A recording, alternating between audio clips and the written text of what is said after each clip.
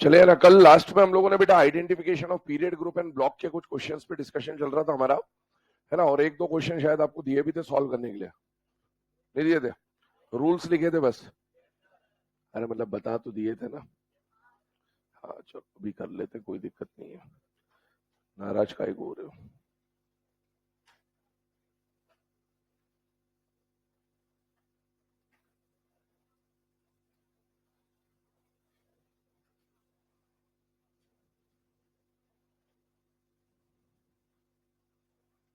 चलिए क्वेश्चन लिखिएगा, identify period group and block for the given configurations. Identify period group and block for the given configurations.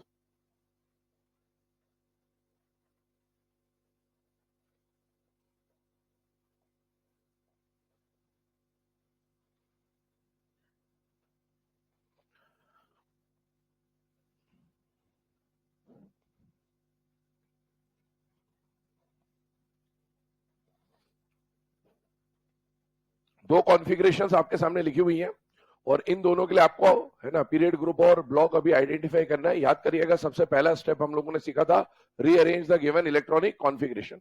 और rearrange किसके basis पे करना है बेटा? Shell number. तो आइए वहीं से स्टार्ट करते हैं। सबसे पहले अगर इसको रीअरेंज करें तो बेटा यहां आ जाएगा 1s2 2s2 2p6, देन यहां पर आ जाएगा 3s2 3p6 और फिर आ जाएगा 3d 10 और फिर यहां पर आ जाएगा 4s2 4p5। ठीक है, अब इस कॉन्फ़िगरेशन को अगर हम देखें तो ये हमारा n हो गया, ये n-1 हो गया, ये n-2 हो गया, है ना। बाकी की लिखने की जरूरत नहीं है। सबसे पहले जो हाईएस्ट शेल नंबर n है वो क्या बता देगा बेटा? Period number. तो पीरियड नंबर क्या हो गया? 4th। अब हमें ब्लॉक और ग्रुप आइडेंटिफाई करना है। ठीक है, ग्रुप और ब्लॉक में सबसे पहले कौन सा ब्लॉक आइडेंटिफाई करते हैं? P block. पी ब्लॉक को आइडेंटिफाई करने का तरीका क्या था? ये देखना है कि एनपी में इलेक्ट्रॉन है या नहीं है। क्या यहां पर एनपी में इलेक्ट्रॉन है या नहीं है? है। अगर एनपी में इलेक्ट्रॉन है तो ये बात पक्की है कि ये एलिमेंट कौन से ब्लॉक का होगा बेटा? पी ब्लॉक का एलिमेंट होगा। और अगर पी ब्लॉक का एलिमेंट है तो ग्रुप नंबर निकालने का तरीका बताया गया था 12 प्लस एनपी इलेक्ट्रॉन। तो 12 प्लस 5 कितना हो जाएगा? 17। ये इसके आंसर्स हैं। फिर वही बात कल मैंने बोला था कि इस तरह के क्वेश्चन में एलिमेंट पूछा जा सकता है, तो ये एलिमेंट कौन सा है? ब्रोमीन, है ना। देखो इधर ध्यान से अभी, है ना, लिखना बंद करते समझ ले, इसके ऊपर आगे जो क्वेश्चन बन सकते हैं वो भी पता होने चाहिए। तो यहीं से प्रैक्टिस करिए। आपको ये एलिमेंट आइडेंटिफाई करना, हमें इतना तो पता चल गया कौन से ग्रुप का है? 17 ग्रुप। और 17 ग्रुप का कौन सा पीरियड है? 4th। तो अब हमें पता होना चाहिए कि ग्रुप नंबर जो 17 होता है उसमें पहला सन्नाटा, फिर कल बाहर आई आंटी टेनेसी, ये एलिमेंट्स हैं। और मुझे 17 ग्रुप के 4th पीरियड का एलिमेंट चाहिए। First period, second period, third period and 4th period. तो ये एलिमेंट कौन सा है? ब्रोमीन। अब इस पे आगे क्या क्वेश्चन फ्रेम होते हैं, ध्यान से सुनिएगा। सपोज आपको बोलता है कि ये जो भी एलिमेंट है वो ए है, ठीक है ना। कॉन्फ़िगरेशन देता, नाम तो नहीं बताता, बोलता this configuration represents an element A. तो identify A along with A, also identify B C D ई।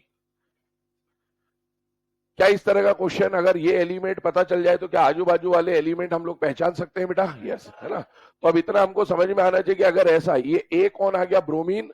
तो बी कौन है? क्लोरीन। सी कौन है? आयोडीन। और बेटा अगर ये ग्रुप 17 है तो ये वाला ग्रुप कौन सा होगा? 16। ये कौन सा होगा? 18। तो इनके भी करस्पॉन्डिंग एलिमेंट आइडेंटिफाई करने हमें आने चाहिए। पीरियोडिक टेबल का स्ट्रक्चर हमें याद होना चाहिए, ठीक है ना। तो ये क्वेश्चन बन सकते हैं। अगले वाले पे चलते हैं, डायरेक्ट आंसर्स की बात करता हूं। बताइए इसमें हाईएस्ट शेल नंबर कौन सा दिख रहा है बेटा? 5। तो पीरियड कौन सा हो गया? 5th। पीरियड के बाद क्या आइडेंटिफाई करते हैं? पहले ब्लॉक। ब्लॉक में सबसे पहले कौन सा ब्लॉक आइडेंटिफाई करते हैं? P block. पी ब्लॉक को पहचानने का तरीका क्या होता है? एनपी में इलेक्ट्रॉन है या नहीं है। यहां पर एन का वैल्यू क्या है? 5, है ना। तो आपको देखना है कि क्या कॉन्फ़िगरेशन में 5p इलेक्ट्रॉन है या नहीं है। तो 5p बिल्कुल भी नहीं है, मतलब ये पी ब्लॉक नहीं होगा। अगर एलिमेंट पी ब्लॉक का नहीं है तो फिर किसका होगा? या तो एस का होगा, या तो डी का होगा, या तो एफ का होगा। पहले किसको चेक करते हैं? एस ब्लॉक को।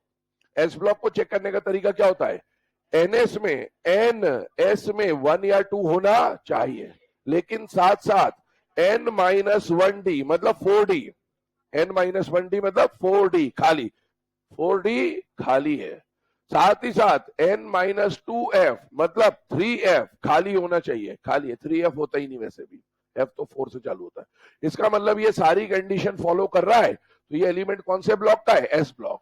और एस ब्लॉक के एलिमेंट का ग्रुप नंबर कैसे निकालते हैं? एनएस में कितने इलेक्ट्रॉन है वो इसका ग्रुप हो जाता है। आपसे पूछा जाए ये एलिमेंट कौन सा है? स्ट्रोंशियम, ठीक है ना। फिर वही क्वेश्चन बन जाएगा कि अगर स्ट्रोंशियम की कॉन्फ़िगरेशन है तो उसके आजू बाजू इधर उधर वाले एलिमेंट्स पूछे जा सकते हैं, ठीक है। नोट करने से आगे बढ़ते हैं और दो क्वेश्चन देखते हैं।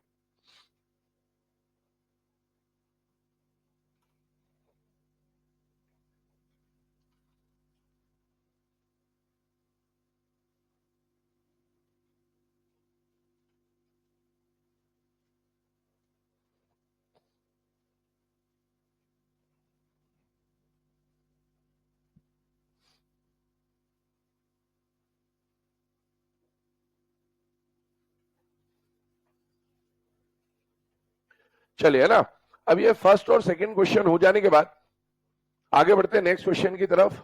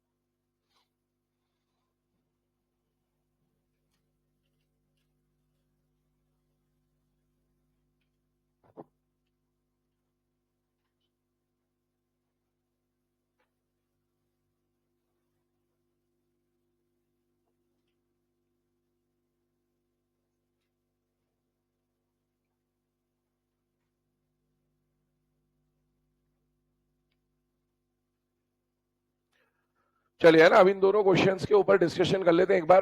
बेटा पहले वाले की कॉन्फ़िगरेशन रीअरेंज करके लिख दिया मैंने।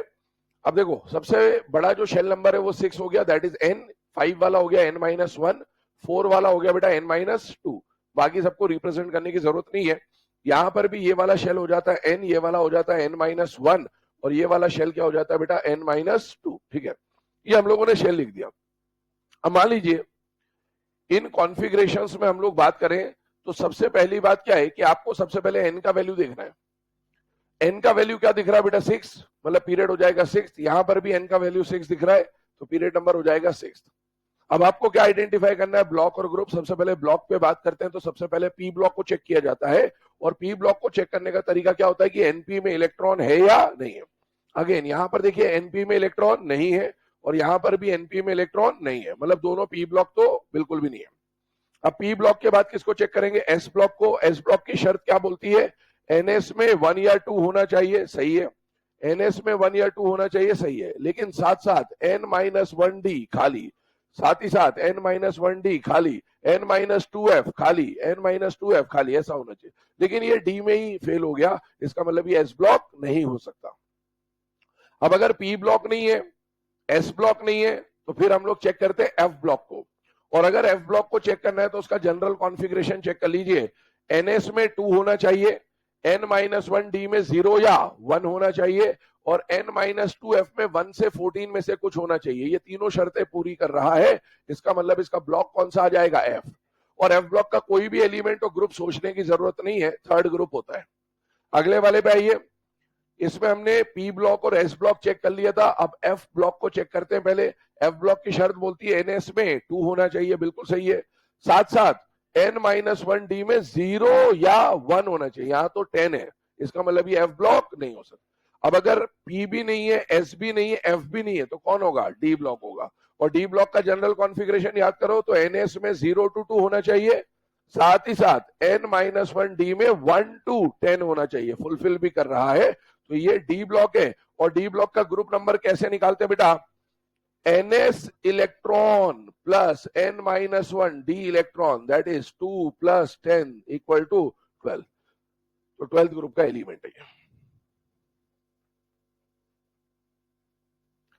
तो कोई भी कॉन्फ़िगरेशन आ जाए सॉल्व करने के लिए, हम लोग जो रूल्स कल हम लोगों ने पढ़े थे उसकी मदद से कैसे सॉल्व कर सकते हैं वो तरीका देख लिया हमने। हर ब्लॉक का एक एक एग्जांपल हमने यहाँ पर कंसिडर कर लिया, P block, S block, F block, D block, ताकि सबकी प्रैक्टिस हो जाए। चलिए, है ना। अब ये जो क्वेश्चंस अभी हम लोगों ने करे, अब इसके आगे की कुछ पॉइंट्स पे डिस्कशन कर लेते हैं, ध्यान से देखिएगा। अगले पॉइंट के ऊपर आते हैं, ये क्वेश्चन आपके सामने है ऑलरेडी।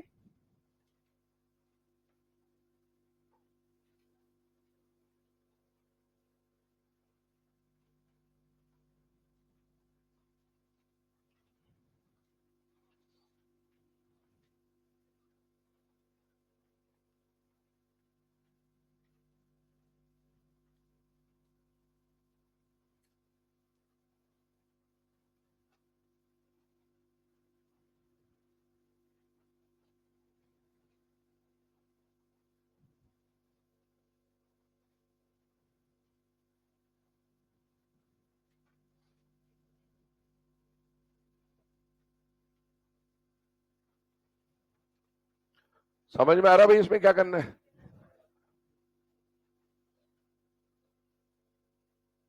इस क्वेश्चन का एक और वेरिएंट बन सकता था जो मैं पहले अभी आपको बता रहा था, कि एक एलिमेंट की कॉन्फ़िगरेशन देकर पहले पूछ लेता कि कौन है। यहां पर तो हालांकि मैंने डायरेक्टली दे दिया, बट उस टाइप से भी बनाया जा सकता है क्वेश्चन।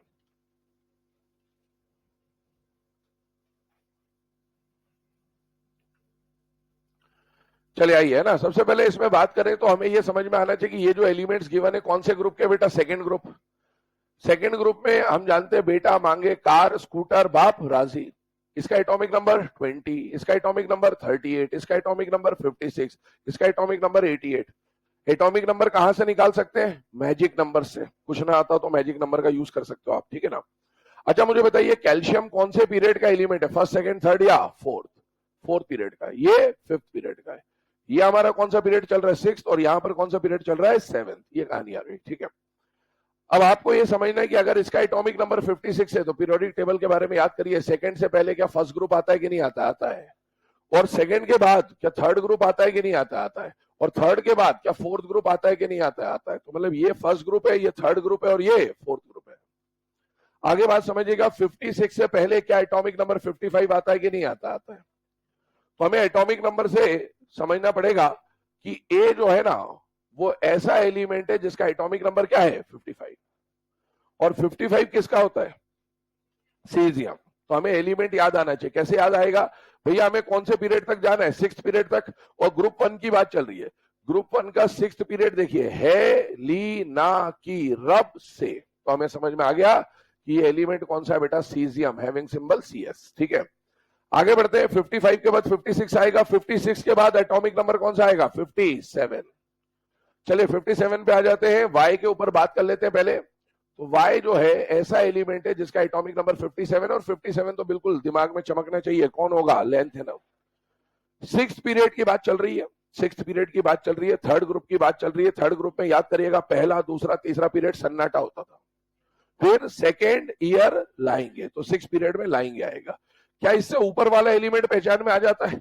अगर ये लाएंगे है तो सेकेंड ईयर, ये ईयर है। तो एक्स जो एलिमेंट है वो यूट्रियम है, जिसका एटॉमिक नंबर होता है 39।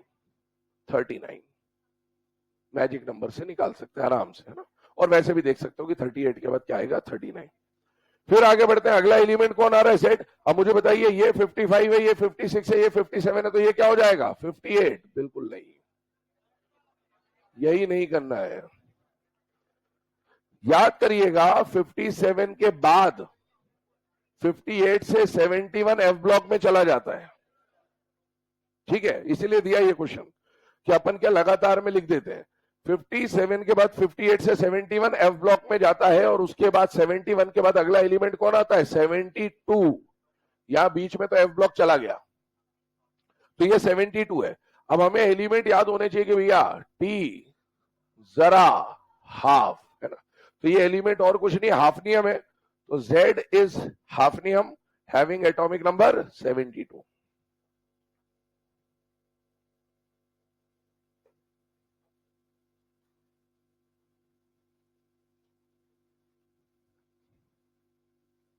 तो ये इस तरह के क्वेश्चन आपको दे सकते हैं। इसको सॉल्व करने का सिंपल सा मेथड है, पीरियोडिक टेबल का स्ट्रक्चर हमारे दिमाग में होना चाहिए, और हमें पता होना चाहिए कि किस एटॉमिक नंबर के बाद कौन आता है। इसमें दो ही गड़बड़ी होने के चांसेस होते हैं कि भाई 58 से 71 हटाना होता है और 90 से 103 हटाना होता है, बाकी सारे एटॉमिक नंबर तो लगातार ही चलते हैं, बस इसी बात का ध्यान रखना होता है। चलिए, अब ये जो क्वेश्चन अभी हमने करा, इसके बाद और आगे बढ़ते हैं, कुछ और पॉइंट्स पे डिस्कशन करते हैं। देखिए, पीरियोडिक टेबल के अंदर कल हमने जो identification of period group and block पढ़ा, या आज उसके क्वेश्चंस किए, उसमें हमें कुछ बातों का विशेष ध्यान रखना होता है। क्या बातें हैं, 3 एलिमेंट्स हमारे दिमाग में होना चाहिए। पहला हीलियम, दूसरा पैलेडियम, तीसरा थोरियम। ये 3 एलिमेंट जो है ये उन रूल्स को फॉलो नहीं करते हैं, है ना, रूल्स को फॉलो नहीं करते। इसमें रूल की गलती नहीं है, रूल बिल्कुल सही बने हुए हैं, एक्चुअल में इनकी कॉन्फ़िगरेशन जो होनी चाहिए थी वैसी है नहीं, और या फिर इनको जिस जगह रखा होना था ये वहां रखे नहीं गए, तो इनके अरेंजमेंट में प्रॉब्लम है, इनके क्लासिफिकेशन में प्रॉब्लम है। रूल्स तो अपनी जगह बिल्कुल सही काम करते हैं। जैसे मैं बात करूं हीलियम की, अब आपको मान लो एग्जाम में कॉन्फ़िगरेशन आई और कॉन्फ़िगरेशन लिखा है 1s2, बोला इसका पीरियड ग्रुप और ब्लॉक आइडेंटिफाई करो। अब इसके लिए क्यों रूल की जरूरत नहीं है, इसके लिए क्या ही रूल करोगे, आपको समझ में आना चाहिए 1s2 मींस हीलियम। अगर कोई इसके लिए भी रूल लगाएगा फिर तो कैसे काम चलेगा, है ना। हाँ, तो अब देखो, अगर हमें हीलियम के बारे में कॉन्फ़िगरेशन दे दिया उसने हीलियम की कि हीलियम की कॉन्फ़िगरेशन 1s2 है, और बोला इसका पीरियड ग्रुप और ब्लॉक आइडेंटिफाई करो, तो हमें ऑलरेडी सारी चीजें पता है। इसका पीरियड कौन सा होता है, फर्स्ट, इसका ग्रुप कौन सा होता है 18th, और इसका ब्लॉक कौन सा होता है पी ब्लॉक। तो इसमें कुछ दिमाग अलग से लगाने की जरूरत नहीं है, हमें इसके आंसर्स ऑलरेडी पता है। बेटा आप अगर कॉन्फ़िगरेशन वाइज जाओगे तो ये कौन से ब्लॉक में जाना चाहिए था, एस ब्लॉक, इसीलिए रूल इसको फॉलो नहीं कर रहा है, या ये रूल को फॉलो नहीं कर रहा है कि भैया आप अगर कॉन्फ़िगरेशन के रूल्स जो हमने पढ़े उससे आप इसको देखोगे तो आपको किसका दिखेगा, P block, sorry S block का, बट इसको रखा कहां गया है, पी ब्लॉक में, तो एक्सेप्शन है, ठीक है ना, एक तरह से। अगला आता है पैलेडियम, एटॉमिक नंबर 46। पैलेडियम का जब हमने कॉन्फ़िगरेशन लिखा था तो कॉन्फ़िगरेशन कुछ इस तरह का बना था, क्रिप्टॉन 5s0 4d10, ठीक है ना, इस तरह का कुछ कॉन्फ़िगरेशन लिखा था। अब इस कॉन्फ़िगरेशन को जरा ध्यान से देखिए, तो बेटा कॉन्फ़िगरेशन को देखकर हमें क्या क्या पता लग जाता है, एक तो पीरियड पता चल जाता है, एक ग्रुप पता चल जाता है, और एक ब्लॉक पता चल जाता है। इस पे हमने डिस्कशन किया हुआ है। अभी बताइए इसमें प्रॉब्लम क्या आएगी, इसमें प्रॉब्लम ये आएगी कि इसकी जब लंबी चौड़ी कॉन्फ़िगरेशन देगा ना, तो 5s0 लिखे चाहे नहीं लिखे उसका कोई मतलब नहीं होता। अगर उसने एग्जाम में 5s0 लिख के दे दिया तो हमारे दिमाग में क्लिक हो जाएगा कि एकमात्र ऐसा एलिमेंट जिसके एनएस में 0 था वो कौन होता है, पैलेडियम। तो हम आंसर आसानी से बता पाएंगे। लेकिन मान लो उसने ये दिया ही नहीं, क्यों, क्योंकि इसको लिखने से इलेक्ट्रॉन की काउंटिंग पे वैसे भी कोई फर्क नहीं पड़ रहा, वो तो 0 ही है। अब उसने ऐसा दे दिया ना, तो जब कॉन्फ़िगरेशन देगा, ध्यान सुनना, इसका कॉन्फ़िगरेशन क्या होगा, 1s2 2s2 2p6 3s2 3p6 4s2 3d10 और 4p6। अब इसकी कॉन्फ़िगरेशन में अभी तक जो नंबर आया वो 4 आया, highest number, shell number, period पे बात कर रहा हूं, और इसमें भी क्या दिख रहा है 4। क्या अभी पूरी कॉन्फ़िगरेशन में हाईएस्ट शेल नंबर 4 ही चल रहा है, हाँ, और अगर हाईएस्ट शेल नंबर 4 चल रहा है तो हम पीरियड क्या लिख देते कॉन्फ़िगरेशन के हिसाब से 4th, लेकिन यही गड़बड़ है यहां पर। इसके अंदर हाईएस्ट शेल नंबर आपको 4 दिखेगा, लेकिन इसको कौन से पीरियड का एलिमेंट माना गया है? फिफ्थ। भले इसमें इलेक्ट्रॉन नहीं है, फिर भी इसको फिफ्थ पीरियड का एलिमेंट कंसिडर किया जाता है। तो इस पे जब आप कॉन्फ़िगरेशन वाला रूल लगाओगे तो गड़बड़ी ग्रुप या ब्लॉक में नहीं होगी, गड़बड़ी कहां पर होगी? पीरियड में, क्योंकि कॉन्फ़िगरेशन में आपको 4 से बड़ा नंबर नहीं दिखेगा, तो आप सोच सकते हैं कि ये फोर्थ पीरियड का होना चाहिए, जबकि हमें पता हो कि ये कौन से पीरियड में आता है बेटा? फिफ्थ पीरियड में आता है। बाकी ग्रुप और ब्लॉक में दिक्कत नहीं है। ब्लॉक और ब्लॉक की अगर हम लोग बात करें तो डी ब्लॉक का एलिमेंट है, वो रूल्स लगाएंगे आ जाएगा। और ग्रुप कौन सा आ जाएगा बेटा? NS और N-1D को ऐड कर दो तो 10th ग्रुप आ जाता है। वहां पर प्रॉब्लम नहीं है, प्रॉब्लम पीरियड में आती है। यहां पर बात करें थोरियम, थोरियम की बात करें, थोरियम में प्रॉब्लम क्या थी? याद करिए, कॉन्फ़िगरेशन में इसके 5f में तो इलेक्ट्रॉन गया ही नहीं था। तो इसका कॉन्फ़िगरेशन था अब तक 88 भरो और उसके बाद बचे हुए इलेक्ट्रॉन डी और एफ पे। यहां पर थलाइवा में 2D सिनेमा देखा था तो 5f में क्या बच जाता था? 0। अब आप देखो इसके अंदर f में तो इलेक्ट्रॉन गया ही नहीं, तो हमको ब्लॉक इसका क्या दिखेगा? D, जब हम रूल्स लगाएंगे। लेकिन हमें पता होना चाहिए कि भैया ये कौन से पीरियड का एलिमेंट है? 7th पीरियड का एलिमेंट है। इसका F ब्लॉक है तो ग्रुप 3rd ही होगा, और इसका ब्लॉक अगर कोई पूछ ले तो F ब्लॉक। तो ये 3 ऐसी कॉन्फ़िगरेशन है जिनके बारे में हमें थोड़ा सा ध्यान रखना होता है कि अगर एग्जाम में ये कॉन्फ़िगरेशन आ गए तो जो रूल्स आपने पढ़े वो फॉलो नहीं होंगे। हीलियम में कोई दिमाग लगाने की जरूरत नहीं है।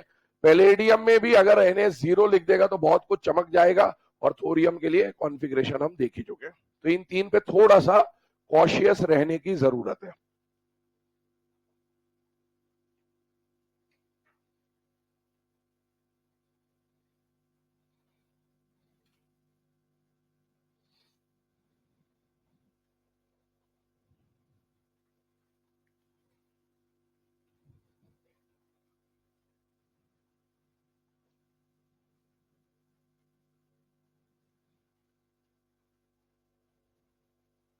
चलिए, है ना। अब ये कॉन्फ़िगरेशन के ऊपर बेस जो जो क्वेश्चन फ्रेम हो सकते थे वैसे क्वेश्चन हम लोगों ने देख लिए। आपको जिन 3 पे कॉशियस रहना, वो कॉन्फ़िगरेशन भी आपको बता दी, बाकी सब पे रूल वगैरह जो है वो लग जाएगा, कोई परेशानी नहीं है। आगे बढ़ते हैं, अगला टॉपिक स्टार्ट करते हैं, that is Z effective, effective nuclear charge. Heading डाल लीजिए, इफेक्टिव न्यूक्लियर चार्ज।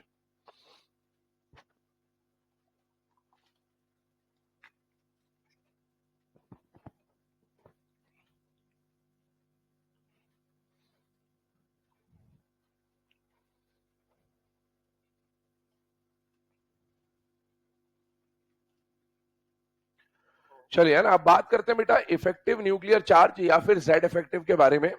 सबसे पहले इसके बेसिक्स के ऊपर बात करते हैं। पहले मैं इस टॉपिक के बारे में आपको एक थोड़ा सा ना माइंडसेट क्लियर कर देना चाहता हूं कि इस टॉपिक का काम क्या है।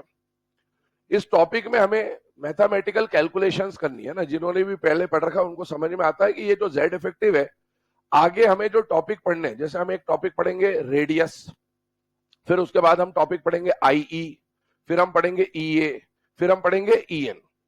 तो जब हम atomic radius, ionization energy, electron affinity और इलेक्ट्रॉन नेगेटिविटी पढ़ते हैं, तो वहां पर आपसे क्वेश्चन पूछे जाते हैं कि लेफ्ट टू राइट जाने पर बढ़ेगा, कम होगा, क्या होगा, क्या नहीं होगा, टॉप टू बॉटम जाने पर बढ़ेगा, क्या होगा, क्या नहीं होगा, इस तरह के क्वेश्चन आते हैं।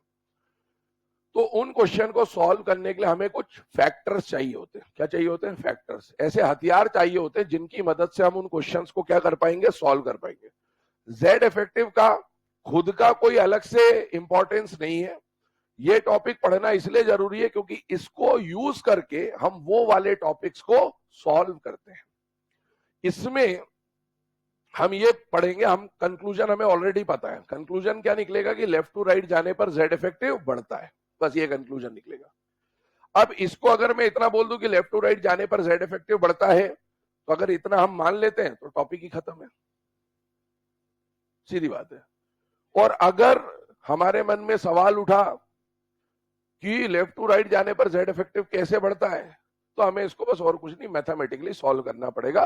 और हमारे सामने कुछ नंबर आएंगे कि ये 1.3 है, ये 1.9 है, ये 2.6 है, ये 3.25 है, और वो नंबर देख के हम बोल देंगे कि देखो लेफ्ट टू राइट बढ़ ही तो रहा है।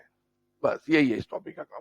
पर हम पढ़ेंगे जरूर, लेकिन आपको बस ये बताना इसलिए जरूरी था कि भैया ये टॉपिक का खुद के, इसके टॉपिक के ऊपर क्वेश्चन नहीं बनते। इसके यूज करके आगे आने वाले टॉपिक्स पे क्वेश्चन बनेंगे, क्योंकि ये मैथमेटिकल पार्ट है और एनसीईआरटी में इसके कैलकुलेशन वाला कोई भी पार्ट नहीं दिया हुआ है। हाँ, छोटी मोटी बातें इसके बारे में लिखी हुई है, तो वो भी हम लोग इस टॉपिक में समझते हुए चल रहे हैं ना। बट इस टॉपिक पे क्वेश्चन नहीं बनेंगे, एक या दो क्वेश्चन बनते हैं सिंपल, वो एसपीडीएफ के स्क्रीनिंग का ऑर्डर के ऊपर क्वेश्चन बनता है। बट इस टॉपिक को यूज आगे करना है, इसलिए इसको समझना बहुत जरूरी है। आइए अब हम लोग बात करते हैं इफेक्टिव न्यूक्लियर चार्ज की। पहले टॉपिक को स्टार्ट करने से पहले मैं आपको एक बात की क्लैरिटी दे रहा हूं, यहां पर ध्यान सुनना। अब जो टॉपिक स्टार्ट हो रहा है, जैसे आप जेड इफेक्टिव पढ़ रहे हो, इसके जस्ट बाद हम लोग जो पढ़ेंगे वो होगा एटॉमिक रेडियस, उसके बाद हम लोग पढ़ेंगे आईई, उसके बाद हम लोग पढ़ेंगे ईए, और उसके बाद हम लोग पढ़ेंगे ईएन, और उसके बाद चैप्टर खत्म। ठीक है ना, ये टॉपिक्स है। अब सुनिएगा, इन सारे टॉपिक्स में आपको जनरली ऑर्डर बनाने के क्वेश्चन पूछे जाते हैं कि भैया इनमें से बताओ, लेफ्ट टू राइट जाने पर आई का ऑर्डर क्या होगा, टॉप टू बॉटम जाने पर आई का ऑर्डर क्या होगा, या चार ऑप्शन देगा, बोलेगा इनमें से हाईएस्ट आई किसकी है, लोएस्ट आई किसकी है, इस तरह के क्वेश्चन बनते हैं। एक बात बिल्कुल क्लियरली समझ लें कि जब भी इन पे क्वेश्चन बनेगा तो इन सभी टॉपिक्स पे केवल और केवल 6 टाइप के क्वेश्चन बनते हैं। कितने टाइप के? 6 टाइप। ये इसलिए बता रहा हूं क्योंकि बच्चा क्या करता है कि जब ये टॉपिक पढ़ लेता है ना, तो पढ़ने के बाद उसको दो फैक्टर याद रहते हैं, एक जेड इफेक्टिव और एक शेल नंबर। दो ही फैक्टर आते हैं बच्चों को, आपको भी यही आते होंगे। ठीक है, एक जेड इफेक्टिव और एक शेल नंबर। कि अगर मैं पूछूं कि रेडियस लेफ्ट टू राइट जाने पर क्या होगा, तो जेड इफेक्टिव से सॉल्व कर देता है, और टॉप टू बॉटम जाने पर क्या होगा, तो सेल नंबर लगा देता। अरे भैया, क्वेश्चन तो समझो पहले कि क्वेश्चन में पूछा क्या है। अपने को जो चीज आती है वो थोड़ी पूछा गया, वहां पर जो पूछा गया वो बताना है। अपने को आता ही नहीं आता वो बात अलग है। हमेशा कितने टाइप के क्वेश्चन बनेंगे? 6। तो सबसे पहला हमारा जो टारगेट होगा वो ये होगा कि हमें उन 6 टाइप को आइडेंटिफाई करना सीखना है। अगर हमने टाइप को आइडेंटिफाई करना सीख लिया तो फैक्टर तो हर किसी में उन 6 के लिए लगभग सेम ही होते हैं, ज्यादा चेंज नहीं होता। जो इसमें लगेगा टाइप 1 में, वो इसमें भी लगेगा, वो इसमें भी लगेगा, वो इसमें भी लगेगा, वो उसमें भी लगेगा। तो हमें वो 6 टाइप के क्वेश्चन पहचानने सीखने। अगर आपने क्वेश्चन का टाइप पहचानना सीख लिया तो आप इसके क्वेश्चन कभी गलत नहीं करोगे। अगर आपने टाइप पहचानना सीख लिया तो मेन काम क्या है? ये टाइप पहचानना। अब उस टाइप की प्रैक्टिस हम यहां से स्टार्ट करेंगे, यहां तक टाइप में बताते रहूंगा आपको, और यहां तो आपको आना चाहिए। अगर आपको नहीं आ रहा है तो फिर आप वाकई दिक्कत में है। ठीक है, ध्यान रखिएगा। पहला टाइप का जो क्वेश्चन होता है बेटा left to right in a period. ये सबसे सिंपल टाइप का क्वेश्चन कि लिथियम, बेरिलियम, बोरॉन, कार्बन दे दिए और बोला इनके जेड इफेक्टिव का ऑर्डर बता दो, इनके रेडियस का ऑर्डर बता दो, आई, ईए या ईएन का ऑर्डर बता दो। ऐसे क्वेश्चंस को हम लोग क्या बोलेंगे? It is of the type left to right in a period. दूसरा type top to bottom in a group. फिर कल बाहर आई आंटी, ये दे दिया और बोला इसका जेड इफेक्टिव, रेडियस, आईई, ईए, ईएन का ऑर्डर बता दो, तो वो कौन सी कैटेगरी में चला जाएगा? Top to bottom in a group. ध्यान सुनिएगा, left to right in a period first type, और second type top to bottom in a group. ये दो टाइप हो गए जो कि नॉर्मली देखने को मिलते हैं। तीसरा आता है आइसो इलेक्ट्रॉनिक स्पीशीज। कौन सा टाइप आता है बेटा? Iso electronic species. आपको कुछ आइसो इलेक्ट्रॉनिक स्पीशीज देगा।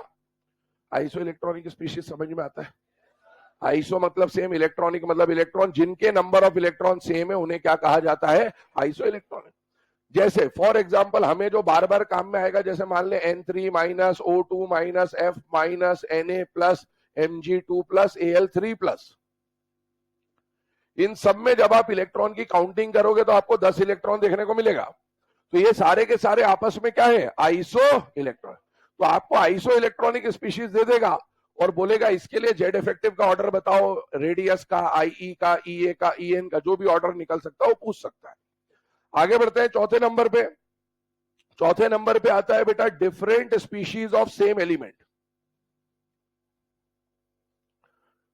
Different species of same element. नाम से समझ में आना चाहिए, एलिमेंट तो सेम रहेगा लेकिन उसके डिफरेंट स्पीशीज। स्पीशीज मतलब आयंस। जैसे फॉर एग्जांपल आपको दिया O2 plus, O plus, O minus और O2 माइनस। जरा देख लीजिए जो स्पीशीज आपके सामने लिखे, सबके सब ऑक्सीजन ही है लेकिन सेम एलिमेंट के स्पीशीज कैसे हैं? डिफरेंट। तो अगर एक ही एलिमेंट के अलग अलग टाइप के आयंस या स्पीशीज दिख जाए तो उसको हम लोग क्या बोलेंगे, कैटेगरी नंबर 4। इसके बाद पांचवा कैटेगरी जो आता है, पांचवा कैटेगरी जो आता है वो आता है elements of two adjacent period and two adjacent group. Very important. पांचवा जो कैटेगरी बनेगा वो क्या बनेगा, elements of two adjacent period and two adjacent group. कहने का तात्पर्य क्या है, ध्यान से सुनिएगा। आपने कई बार एग्जाम में, खासकर ईए में, बहुत बार पूछा गया क्वेश्चन है। आप देखिए जरा इन एलिमेंट्स को ध्यान दीजिएगा। आपको ये 4 एलिमेंट दे दिए उसने और बोला इनके लिए radius I E A N किसी का ऑर्डर बना दीजिए। तो आपने सबसे पहले क्या चेक करा, आप टाइप चेक करते हुए चल रहे, सबसे पहले क्या टाइप चेक करा, left to right in a period. भैया ये तो left to right in a period है, लेकिन इसका पीरियड तो अलग है, तो ये सारे सेम पीरियड के तो नहीं है। Top to bottom in a group में, ये तो एक ग्रुप में है, ये तो एक ग्रुप में, लेकिन ये चारों एक ही ग्रुप में नहीं है, तो सेकंड टाइप भी नहीं हुआ। तीसरा टाइप क्या बोलता है, आइसो इलेक्ट्रॉनिक। आइसो इलेक्ट्रॉनिक या डिफरेंट स्पीशीज में आपको चार्ज दिखेंगे। क्या दिखेंगे, चार्ज, आयंस के फॉर्म में दिखेगा। इन पे तो कोई चार्ज है ही नहीं, तो ये थर्ड भी नहीं हो सकता, ये फोर्थ भी नहीं हो सकता। अब बचा कैटेगरी 5 और 6। अब 5 का मतलब क्या है कि आप देखो क्या इन दोनों के ग्रुप नंबर लगातार आने वाले 2 ग्रुप है या नहीं है, बेटा है। और इनके अगर पीरियड नंबर की बात करूं तो ये सेकेंड पीरियड का है और ये थर्ड पीरियड का है। जब भी 2 लगातार आने वाले पीरियड और 2 लगातार आने वाले ग्रुप के एलिमेंट्स दिए हो, उसे हम कैटेगरी 5 बोलेंगे। Elements of two adjacent period, adjacent मतलब लगातार, and elements of two adjacent groups. अगर मैंने आपको, ध्यान से सुनना, ये दिया, ये कौन से पीरियड के एलिमेंट है, सेकंड, ये कौन से पीरियड के एलिमेंट है, थर्ड, बताइए ये 2 लगातार आने वाले पीरियड और ग्रुप के हैं या नहीं है, नहीं है, लगातार नहीं है। 15 के साथ 16 आता, लगातार होता, 14 के साथ 15 आता, लगातार होता, यहां पर बीच में गैप है, तो लगातार मतलब लगातार ही होना चाहिए, ये बात ध्यान रखिएगा। अब इस केस को समझने के बाद, two adjacent period and group को समझने के बाद, लास्ट केस आता है, इसके बाहर कुछ नहीं होता। जो इन 5 में नहीं आया वो एक लास्ट कैटेगरी में चला जाएगा, और वो लास्ट कैटेगरी कौन सी होगी बेटा, रैंडम। अब हर क्वेश्चन, हर केस के, हर क्वेश्चन के पीछे कौन सा लॉजिक लगा के सॉल्व करना है, वो हम जब केसेस पढ़ेंगे, सारे टॉपिक्स पढ़ेंगे, तो मैं इंडिविजुअली आपको बताते हुए चलूंगा कि भैया इसके अंदर लेफ्ट टू राइट में ये लगता है, इसके अंदर टॉप टू बॉटम में ये लगता है, इसके अंदर लेफ्ट टू राइट में ये यूज होता है। जनरली फैक्टर सभी में 6 टाइप में लगभग सेम होंगे, एक आध कुछ चेंज होता है, बाकी लगभग सेम ही होते हैं। तो जो आप इसके लिए लगाओगे वही फैक्टर लगभग इसके लिए लगेंगे, वही फैक्टर लगभग इसके लिए लगेंगे, तो फैक्टर्स भी हमें ऑटोमेटिकली याद हो जाएंगे। ठीक है, आइए पहले काम करो, ये 6 टाइप जो है ना, इसको लिख लो कहीं पर अलग से। ये टाइप आइडेंटिफाई करने पे फोकस रखना है अपने को। क्वेश्चन देखकर चमकना चाहिए कि भैया क्या दिया हुआ है, तब सॉल्व कर पाएंगे। पता चला वहां पर तीसरा विश्व युद्ध चल रहा था और अपन तीर कमान लेके गए थे लड़ने।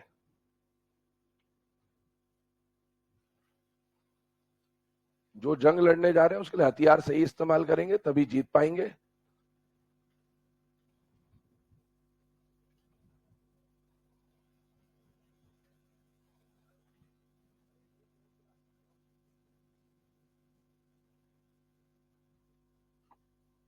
तो तू एस ब्लॉक लिख के आ जाना। पीरियोडिक टेबल नहीं देखे हो, क्या लिखा है, क्या एस ब्लॉक लिखा है, पूरा स्टेटमेंट नहीं पढ़े, क्या लिखा है,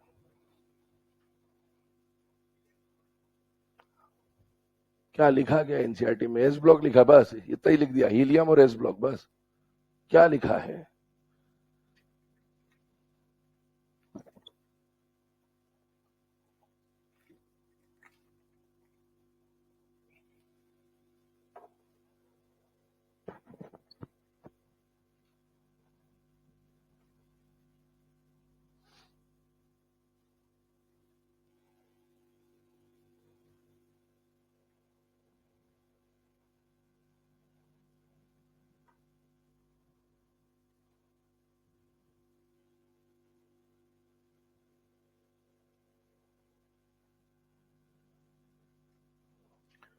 चलिए बेटा, है ना। अब ये जो 6 टाइप आपके सामने लिखे हैं, इन 6 टाइप्स के ऊपर 1 बाय 1 डिस्कस करेंगे। सबसे पहले हम लोग स्टार्ट करेंगे टॉपिक कौन सा, जेड इफेक्टिव।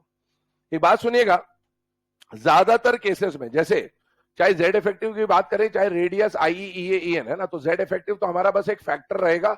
आगे आने वाले टॉपिक में जब भी हम ये फर्स्ट टाइप का क्वेश्चन सॉल्व करेंगे, that is left to right in a period, तो left to right in a period के क्वेश्चन को सॉल्व करने के लिए जो हथियार हमें मिलेगा वो कौन मिलेगा, जेड इफेक्टिव। वही हम इस टॉपिक में बेसिकली एक समझ रहे होंगे, ठीक है। आइए इधर स्टार्ट करते हैं। Effective nuclear charge. Effective nuclear charge को बेटा इन शॉर्ट हम लोग रिप्रेजेंट कर सकते हैं जेड इफेक्टिव से। ये इसका रिप्रेजेंटेशन है। तो अगर जेड इफेक्टिव लिखा है, इसका मतलब we are talking about effective nuclear charge. अब पहले इसके मीनिंग को समझते हैं। ये जो पूरा टॉपिक है ना, इसको आपको 2 पार्ट्स में डिवाइड करना है। 2 पार्ट्स कौन कौन से, ध्यान से देखिएगा। एक वर्ड तो आ रहा है यहां पर न्यूक्लियर चार्ज, है ना, एक वर्ड तो आ रहा है यहां पर न्यूक्लियर चार्ज, और एक वर्ड क्या आ रहा है, इफेक्टिव। तो दोनों को पहले सेपरेटली समझते हैं, फिर दोनों को कंबाइन करेंगे। सबसे पहले हमें जो वर्ड समझना है वो क्या है बेटा, न्यूक्लियर चार्ज।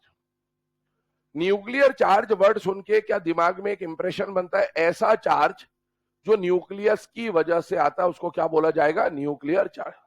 क्या हम ये जानते हैं कि किसी भी एटम पर अगर हम न्यूक्लियस को देखें तो न्यूक्लियस सेंटर पे होता है, और न्यूक्लियस पे जो चार्ज आता है क्या वो पॉजिटिव चार्ज आता है या नेगेटिव चार्ज आता है, पॉजिटिव। तो न्यूक्लियर चार्ज का मतलब है न्यूक्लियस पे आने वाला चार्ज। और न्यूक्लियस के अंदर, याद करिए हमने पहले लेक्चर में फंडामेंटल पार्टिकल्स के बारे में बात करी थी। 3 तरह के फंडामेंटल पार्टिकल होते हैं, इलेक्ट्रॉन, प्रोटॉन और न्यूट्रॉन। न्यूक्लियस में तो ये दोनों मिलते हैं, ये नहीं मिलता। और ये होता है पॉजिटिवली चार्ज और ये होता है न्यूट्रल। तो हमें न्यूक्लियस में चार्ज लाना है, तो न्यूक्लियस में चार्ज लाने का काम केवल और केवल कौन करेगा, प्रोटॉन। तो जब हम इस टर्म को यूज कर रहे हैं, हम जब बोल रहे हैं न्यूक्लियर चार्ज, तो इस न्यूक्लियर चार्ज को कहने से हमारा मतलब होता है नंबर ऑफ प्रोटॉन्स। और क्या नंबर ऑफ प्रोटॉन्स को ही एटॉमिक नंबर Z से रिप्रेजेंट किया जाता है कि नहीं किया जाता है, किया जाता है। तो बेसिकली इस पूरे टॉपिक में जब न्यूक्लियर चार्ज वर्ड आएगा ना, तो न्यूक्लियर चार्ज का मतलब और कुछ नहीं होता है। न्यूक्लियर चार्ज का मतलब होता है नंबर ऑफ प्रोटॉन्स, या फिर न्यूक्लियर चार्ज का मतलब होता है एटॉमिक नंबर, और या फिर न्यूक्लियर चार्ज का मतलब क्या होता है, Z रिप्रेजेंटेशन। तो न्यूक्लियर चार्ज कुछ भी अलग नहीं है, जो एटॉमिक नंबर होता है या जो नंबर ऑफ प्रोटॉन होते हैं उसी को क्या बोला जाता है, न्यूक्लियर चार्ज। क्योंकि नंबर ऑफ प्रोटॉन की वजह से ही न्यूक्लियस पर चार्ज आता है, और उसी को हम लोग क्या बोल रहे हैं, न्यूक्लियर चार्ज। अब आप देखो इस टॉपिक का रिप्रेजेंटेशन क्या है, जेड इफेक्टिव। जेड इफेक्टिव में जो जेड है ना, वो किसको रिप्रेजेंट करता है, न्यूक्लियर चार्ज। तो यहां पर सिर्फ जेड दिखना चाहिए। अभी आपको जेड दिख रहा है, इसका मतलब हम लोग किसकी बात कर रहे हैं, न्यूक्लियर चार्ज की। और यहां पर टर्म क्या लिखा है, इफेक्टिव, बस वो इफेक्टिव यहां लिख देता है। तो इफेक्टिव वर्ड EFF से लिख दिया, और न्यूक्लियर चार्ज को किससे रिप्रेजेंट कर देता है, जेड से, इसीलिए इसको हम लोग जेड इफेक्टिव बोलते हैं। आगे सुनिएगा, ये पहली बात हम लोगों ने करी कि भैया न्यूक्लियर चार्ज का मतलब क्या है। ध्यान से सुनना, ध्यान से समझना। जैसे अगर मान लो मैं आपको एक एलिमेंट देता सोडियम, क्योंकि इसमें हमें कैलकुलेशन करना है, और मैं बोलता सोडियम का न्यूक्लियर चार्ज कितना है, तो हमें सोडियम का एटॉमिक नंबर पता होना चाहिए, दैट्स इट। सोडियम के लिए Z की वैल्यू, न्यूक्लियर चार्ज की वैल्यू कितनी है, 11। अगर मैं आपको बोलूं स्कैंडियम के लिए न्यूक्लियर चार्ज की एटॉमिक नंबर की वैल्यू बता दो, तो आंसर विल बी 21। मैं अगर आपको बोलूं लैंथेनम के लिए वैल्यू बता दो न्यूक्लियर चार्ज की, तो आंसर शुड बी 57। तो न्यूक्लियर चार्ज का मतलब और कुछ नहीं है, न्यूक्लियर चार्ज का मतलब क्या है, एटॉमिक नंबर। ठीक, आगे बढ़ता हूं, ध्यान सुनिएगा। न्यूक्लियर चार्ज के बाद अगला जो पॉइंट यहां पर आता है वो आता है इफेक्टिव वर्ड को समझना। इफेक्टिव अगर हम लोग वर्ड की बात कर रहे हैं, तो इफेक्टिव का मतलब हो गया रिजल्टेंट या फिर नेट, फिजिक्स में जैसे आप यूज करते हैं। जैसे कि आप लोग जानते हैं जूनियर क्लासेस में ना, सिंपल सा एक बॉक्स रहता, ब्लॉक प्रॉब्लम जो होती है, इधर से आपने 5 न्यूटन का फोर्स लगा दिया, इधर से आपने 3 न्यूटन का फोर्स लगा दिया, तो आपसे पूछेगा कि फोर्स तो 2 लग रहे हैं, लेकिन इफेक्टिव फोर्स इसके ऊपर कितना लग रहा है, 2 न्यूटन, और किस डायरेक्शन में लग रहा है, ये सब पूछा जाता है। सेम कहानी यहां पर है। ये इफेक्टिव वर्ड का मतलब यहां पर रिजल्टेंट से है या फिर नेट से है, या फिर इफेक्टिव वर्ड को इफेक्टिव भी बोल सकते हैं। होगा क्या, ध्यान से सुनना। जैसे इसमें 2 अपोजिंग फोर्स थे, वैसे एटम के अंदर भी 2 अपोजिंग फोर्स एक साथ काम करते हैं। पहला फोर्स ऑफ अट्रैक्शन और दूसरा फोर्स ऑफ रिपल्शन। होता क्या है कि यहां पर ये जो न्यूक्लियस है, न्यूक्लियस पे कैसा चार्ज है, पॉजिटिव, और इसके आजू बाजू यहां पर इलेक्ट्रॉन है या नहीं है, है। तो बेटा पॉजिटिव चार्ज नेगेटिव चार्ज को अट्रैक्ट करता है कि रिपेल करता है, अट्रैक्ट करता है। तो क्या यहां पर एक फोर्स ऑफ अट्रैक्शन लग रहा है या नहीं लग रहा है, लग रहा है। लेकिन क्या नेगेटिव नेगेटिव को अट्रैक्ट करता है या रिपेल करता है, रिपेल करता है। तो यहां पर एक फोर्स ऑफ रिपल्शन भी लग रहा है। तो यहां पर दो फोर्स एक साथ काम कर रहे हैं, एक अट्रैक्टिव है एक रिपल्सिव है, तो ऑब्वियसली दोनों को सब्ट्रैक्ट करना पड़ेगा। ध्यान से सुनना, यहां पर एक टर्म हम लोग यूज करेंगे बार बार, और वो टर्म होगी टारगेट इलेक्ट्रॉन। क्या टर्म होगी बेटा, टारगेट इलेक्ट्रॉन। फिजिक्स आप पढ़ते हैं, फिजिक्स में एक टेस्ट चार्ज वर्ड आता है, वैसे यहां पर टेस्ट इलेक्ट्रॉन बोल दो या टारगेट इलेक्ट्रॉन बोल दो। टारगेट इलेक्ट्रॉन कहने का मतलब है जिसके ऊपर हमें कैलकुलेशन करना है उसको हम लोग क्या बोलेंगे, टारगेट इलेक्ट्रॉन। टारगेट इलेक्ट्रॉन किसी, जैसे मान लो सोडियम लिखा मैंने, तो 1s2 2s2 2p6 3s1, target electron in 11 में से कोई भी हो सकता है, कोई भी हो सकता है, आप किसी को भी मान सकते हो। जैसे हर किसी का क्वांटम नंबर हम लोग निकाल सकते हैं, वैसे हर किसी को हम टारगेट इलेक्ट्रॉन मान के उसके लिए कैलकुलेशन कर सकते हैं। लेकिन कर तो सकते हैं, करना नहीं है। क्यों नहीं करना है, हमारे लिए काम का जो टारगेट इलेक्ट्रॉन है वो आउटर मोस्ट इलेक्ट्रॉन होगा। कौन होगा, आउटर। हम इधर उधर फालतू में टाइम पास नहीं करेंगे, हमें तो आउटर मोस्ट इलेक्ट्रॉन के ऊपर जेड इफेक्टिव का कैलकुलेशन सीखना है। क्यों सीखना है सर, आउटर मोस्ट पे क्यों सीखना है, कारण क्या है, कारण ये है कि जब आप रेडियस पढ़ोगे या आईई पढ़ोगे तो आपको आउटर मोस्ट इलेक्ट्रॉन की जगह के बारे में ही जानकारी चाहिए होती है। क्योंकि रेडियस कैसे डिफाइन होता है, सेंटर से लेकर आउटर मोस्ट इलेक्ट्रॉन का डिस्टेंस। आई कैसे डिफाइन होता है, outer most electron, most loosely bounded electron को निकालने के लिए लगने वाली एनर्जी। तो हमें हमारे सिलेबस में ज्यादातर जो जरूरत पड़ेगी ना वो आउटर मोस्ट इलेक्ट्रॉन की पड़ेगी, और इसीलिए हम जो भी कैलकुलेशन करेंगे वो किसके ऊपर करेंगे बेटा, आउटर मोस्ट इलेक्ट्रॉन पे। ये बात क्लैरिटी रखिए दिमाग में। अब सुनिएगा, अगर मैंने बोला आउटर मोस्ट इलेक्ट्रॉन हमारा टारगेट है, तो होगा क्या कि भैया ये न्यूक्लियस जो है ना, ये तो इसको भी अट्रैक्ट करेगा, ये तो इसको भी अट्रैक्ट करेगा, और ये तो इसको भी अट्रैक्ट करेगा, क्योंकि प्लस माइनस को क्या करेगा, अट्रैक्ट करेगा। ध्यान सुनिएगा, इसके पास अट्रैक्ट करने के लिए कितना पावर है, जो कि इसका न्यूक्लियर चार्ज है। मान लो सोडियम की बात कर रहा हूं, तो सोडियम के पास इसको अट्रैक्ट करने का कितना पावर है, 11 यूनिट पावर है। कितना पावर है, 11 यूनिट, है ना, ऐसा बोल दिया अभी। इस सोडियम के पास इसको अट्रैक्ट करने का कितना पावर है, 11 यूनिट। सोडियम के पास इसको अट्रैक्ट करने का कितना पावर है, 11 यूनिट। भैया सोडियम तो क्योंकि प्लस है और सामने माइनस आ रहा है, तो वो तो अपनी पूरी ताकत लगा देगा कि सामने वाले को अट्रैक्ट करूं, चाहे ये वाला इलेक्ट्रॉन हो, चाहे ये हो, चाहे ये हो। तो सोडियम या जो भी एटम है वो टारगेट इलेक्ट्रॉन को अट्रैक्ट करने के लिए अपनी पूरी ताकत झोंक देता है, और उसकी ताकत कितनी है, जेड यूनिट की ताकत है, उसके एटॉमिक नंबर के बराबर ताकत है। लेकिन जब सोडियम इसको अट्रैक्ट करेगा, क्योंकि ये टारगेट मान लिया अभी हमने, तो क्या ये दोनों इलेक्ट्रॉन इसको आसानी से इसके पास आने देंगे, नहीं, रोकेंगे भैया, पहले हमें, हमको ले, पहले इधर इधर बुला।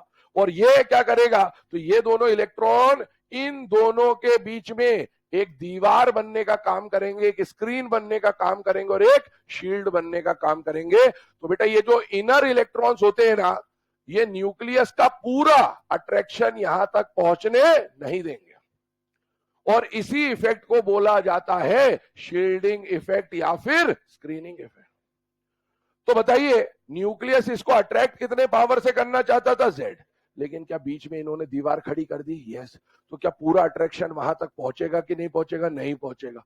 तो अट्रैक्शन जितना पहुंचना था उससे ज्यादा पहुंचेगा या कम पहुंचेगा, कम, कम पहुंचेगा। मतलब जितना पहुंचना था उससे कम पहुंचेगा, मतलब माइनस ही तो हो जाएगा। पहुंचना 11 था और मान लो इन्होंने 2 यूनिट से ही कम कर दिया, तो बेटा वहां जो पहुंचेगा वो 11-2 पहुंचेगा। तो बेटा जितना पावर पहुंचना चाहिए था उसको हमने बोला जेड, और जितने से डिक्रीज हुआ, जितने से शील्ड हुआ, जितने से स्क्रीन हुआ, उसको एक कांस्टेंट से रिप्रेजेंट कर देते हैं। उस कांस्टेंट का नाम क्या है, सिग्मा। तो बेटा एक फॉर्मूला निकल के आता है जेड माइनस सिग्मा। पहुंचना 11 था, 2 से कम कर दिया तो 11-2 वहां तक पहुंचा, तो बेटा इस तक जो रिजल्टेंट अट्रैक्शन पहुंचा उसका वैल्यू क्या आ जाएगा, 9। और उस रिजल्टेंट को हम लोग किससे रिप्रेजेंट कर देंगे, जेड इफेक्टिव से, जहां पर जेड आपको रिप्रेजेंट करके दे रहा है एटॉमिक नंबर, और सिग्मा को हम लोग बोलते हैं शील्डिंग कांस्टेंट, है ना, कांस्टेंट है ये, इफेक्ट की बात अभी नहीं हो रही, शील्डिंग कांस्टेंट, या फिर इसी को हम लोग क्या बोल देंगे बेटा, स्क्रीनिंग कांस्टेंट। चलिए पहले काम करेंगे, सबसे पहले है ना, ये जो इफेक्टिव न्यूक्लियर चार्ज वगैरह ये जो बातें लिखी हुई है, इसको आप रिप्रेजेंट इतने को कर लीजिए पहले।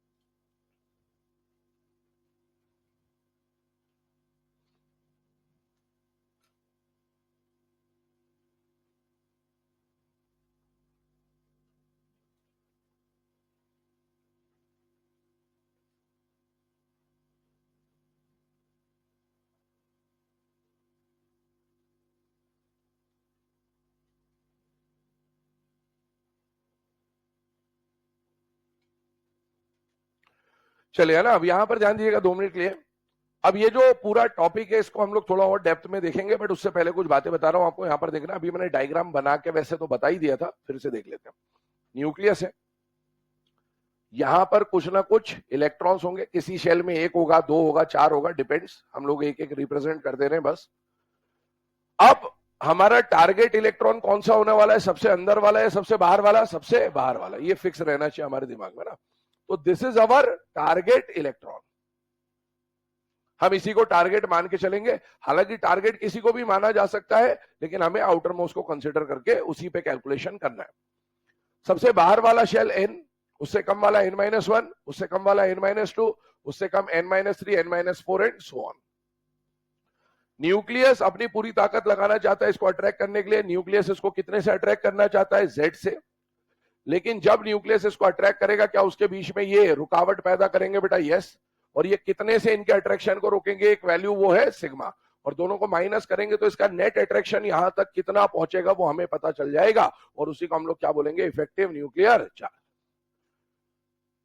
अब इससे हमें एक वर्ड समझ में आया कि भैया इन्होंने इन दोनों के अट्रैक्शन को स्क्रीन करा या शील्ड करा, तो एक इफेक्ट की बात आ जाती है जो कि स्क्रीनिंग इफेक्ट या शील्डिंग इफेक्ट होता है। तो आइए नेक्स्ट टर्म जो है वो लिखना है आपको, screening effect. Screening effect diagram बनाना है तो बना सकते हैं, कोई परेशानी नहीं है। Screening effect,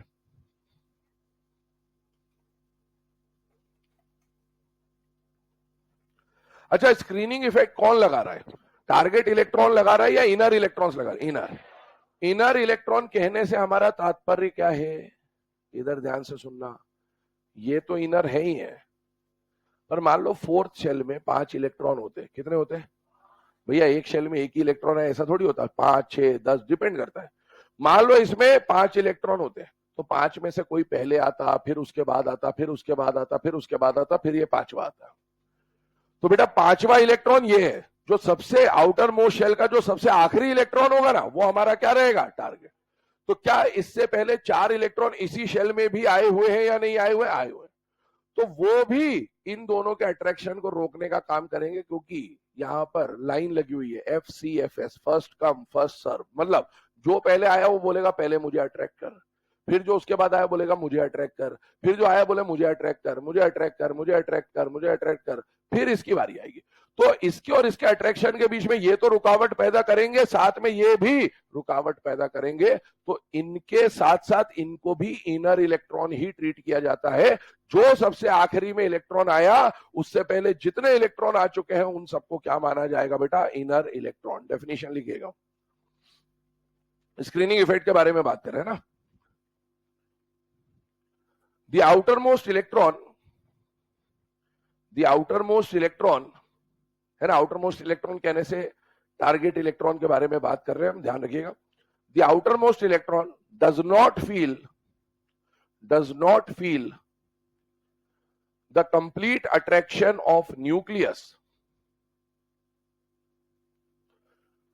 The outermost electron does not feel the complete attraction of nucleus due to presence of inner electrons. The outermost electron does not feel the complete attraction of nucleus due to presence of inner electrons in multi-electron system.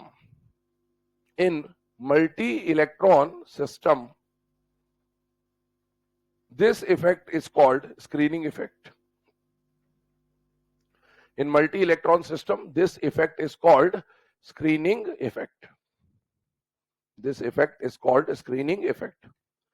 देखिए meaning क्या है, language से इतना समझ में आ जाता है कि जो आउटर मोस्ट इलेक्ट्रॉन है उस पर न्यूक्लियस का पूरा अट्रैक्शन नहीं पहुंचेगा. क्यों नहीं पहुंचेगा? क्योंकि इनर इलेक्ट्रॉन उसको क्या कर देंगे, शील्ड कर देंगे, स्क्रीन कर देंगे.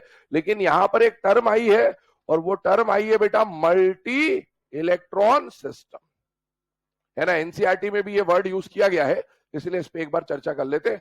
मल्टी इलेक्ट्रॉन सिस्टम समझ में आ जाता है कि भैया जब भी हम शील्डिंग या स्क्रीनिंग की बात करेंगे तो पूरे सिस्टम के अंदर इलेक्ट्रॉन एक होना चाहिए या एक से ज्यादा होना चाहिए? एक से ज्यादा. क्योंकि भैया अगर एक ही इलेक्ट्रॉन है, एक ही इलेक्ट्रॉन है, तो बताओ इन दोनों के अट्रैक्शन को रोकने वाला कोई भी नहीं है. इसीलिए सिंगल इलेक्ट्रॉन सिस्टम में स्क्रीनिंग काम नहीं करता. मल्टी इलेक्ट्रॉन सिस्टम होगा तभी जाके क्या लगेगा बेटा, स्क्रीनिंग या शील्डिंग. ठीक है, अब आगे बढ़ते हैं.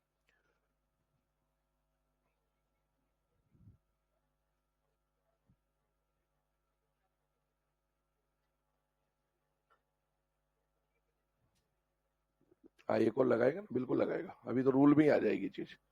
देखो है ना. अब इसके आगे बात करते हैं. आपको मान लीजिए मैंने बोला हमें जेड इफेक्टिव के ट्रेंड्स पहचानने. 6 टाइप के क्वेश्चन. लेफ्ट टू राइट क्या होता है, टॉप टू बॉटम क्या होता है ना, आइसो इलेक्ट्रॉनिक में क्या होता है. तो अब हम उस कैलकुलेशन की तरफ चलेंगे कि सबके लिए जेड इफेक्टिव की वैल्यू कितनी कितनी आती है. अगर मुझे किसी का जेड इफेक्टिव कैलकुलेट करना है तो मुझे 2 वेरिएबल्स की जरूरत है, एक तो जेड और एक सिग्मा. अच्छा, जेड किसको रिप्रेजेंट करता है? Atomic number. तो अगर मैंने आपको बोला कि सोडियम का जेड इफेक्टिव निकालो तो जेड तो आपको पहले से ही पता होगा. अगर मैंने आपको बोला लिथियम का जेड इफेक्टिव निकालो तो जेड तो आपको पहले से ही पता होगा. तो जेड इफेक्टिव निकालने के लिए 2 चीजों की जरूरत है, जिसमें से ये तो आपको एलिमेंट देखते से ही पता चल जाएगा. तो हमें अभी सीखना है कि सिग्मा कैसे कैलकुलेट करते हैं. और सिग्मा के कैलकुलेशन के लिए एक रूल आता है जिसे बोला जाता है Slater's rule. Slater's rule for calculation of sigma. Slater's rule for calculation of sigma. हमें सिग्मा की वैल्यू निकालनी है. सिग्मा की वैल्यू क्यों निकालनी? क्योंकि जेड इफेक्टिव निकालने के लिए सिग्मा की जरूरत पड़ेगी. तो पहले सिग्मा कैसे काउंट होता है वो देख लेते हैं और फिर जेड इफेक्टिव के जो क्वेश्चंस हैं या ऑर्डर्स हैं वो बनाएंगे. चलिए आइए. सबसे पहले कैलकुलेशन ऑफ सिग्मा की बात कर रहे हैं. ध्यान से सुनना और ध्यान समझना. कैलकुलेशन ऑफ सिग्मा में हमारे पास 3 तरह के केसेस होंगे. कितनी तरह के केस होंगे बेटा? 3. सुनते जाना, अभी कुछ भी लिखना नहीं है. पहला केस सिंगल इलेक्ट्रॉन सिस्टम या सिंगल इलेक्ट्रॉन स्पीशीज. ऐसा स्पीशीज जिसमें कितना इलेक्ट्रॉन हो? केवल एक.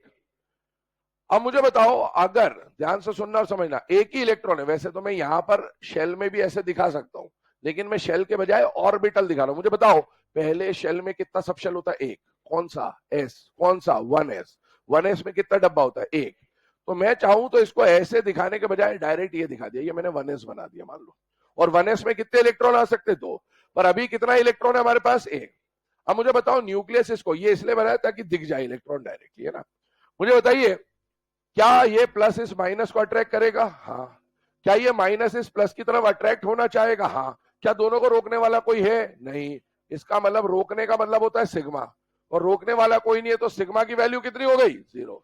अब मुझे बताओ अगर जेड इफेक्टिव का फॉर्मूला होता है जेड माइनस सिग्मा, तो सिग्मा की वैल्यू 0 है. तो जेड इफेक्टिव का फॉर्मूला यहां पर जेड के बराबर आ रहा है या नहीं आ रहा है? आ रहा है. मतलब सिंगल इलेक्ट्रॉन सिस्टम में there is no shielding, no screening. Therefore आप जेड बोलो चाहे जेड इफेक्टिव बोलो, बात उतनी है, क्योंकि जितना इसका पावर है पूरा का पूरा यहां तक पहुंचेगा.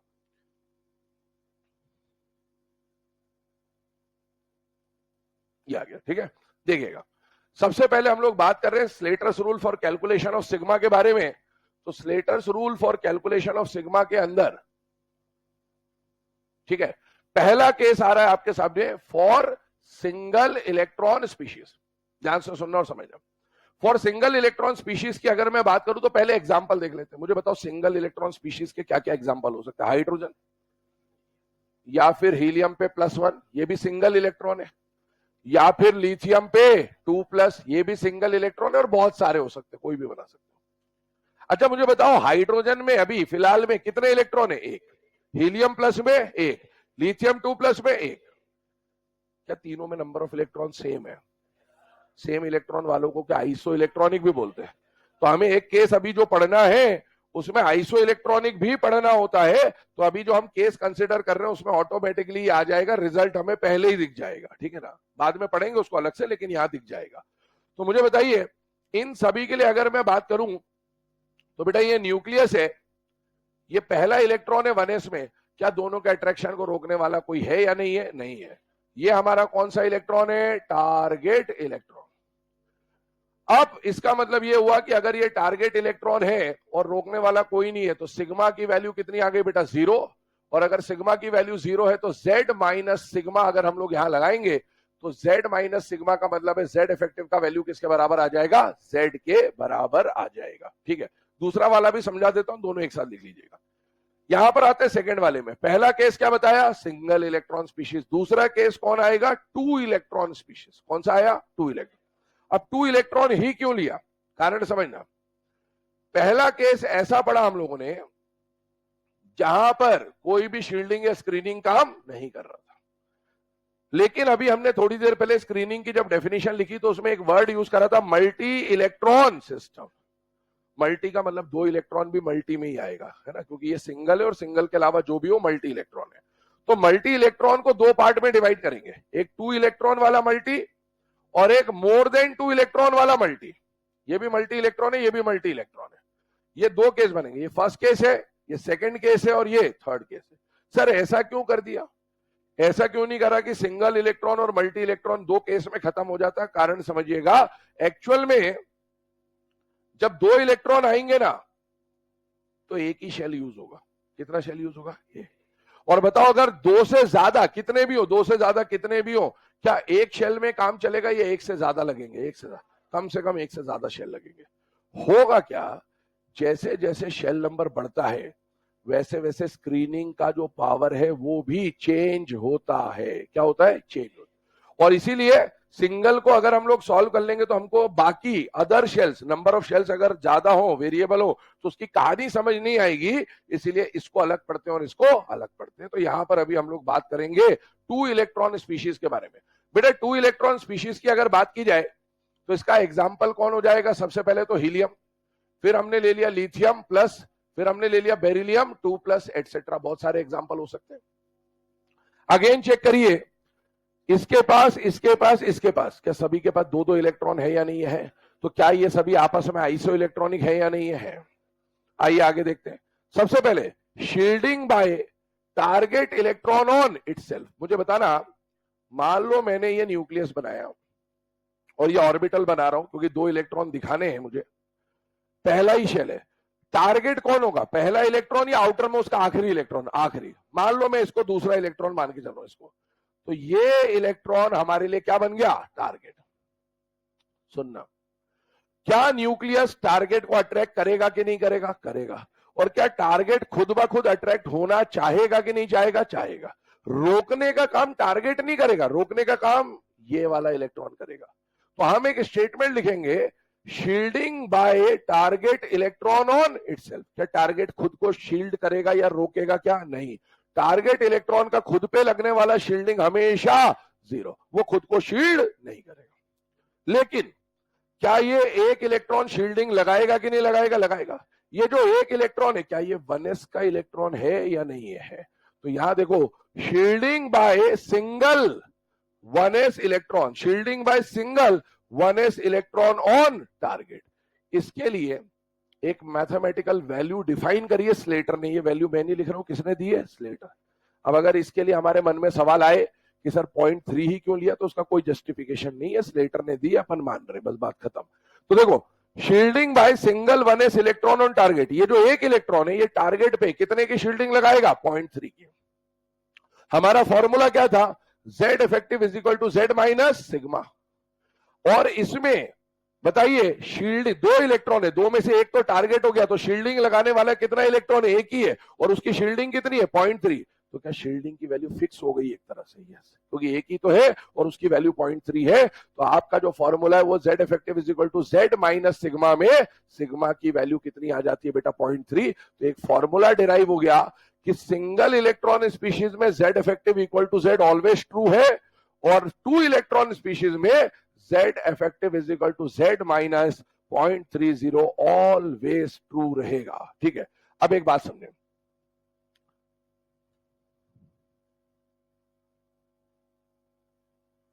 ध्यान से देखना है ना, इन तीनों के लिए कैलकुलेशन करके बता रहा हूं, क्योंकि मैंने बोला एक केस हमें पढ़ना होगा आइसो इलेक्ट्रॉनिक स्पीशीज का, उसमें बात करता हूं।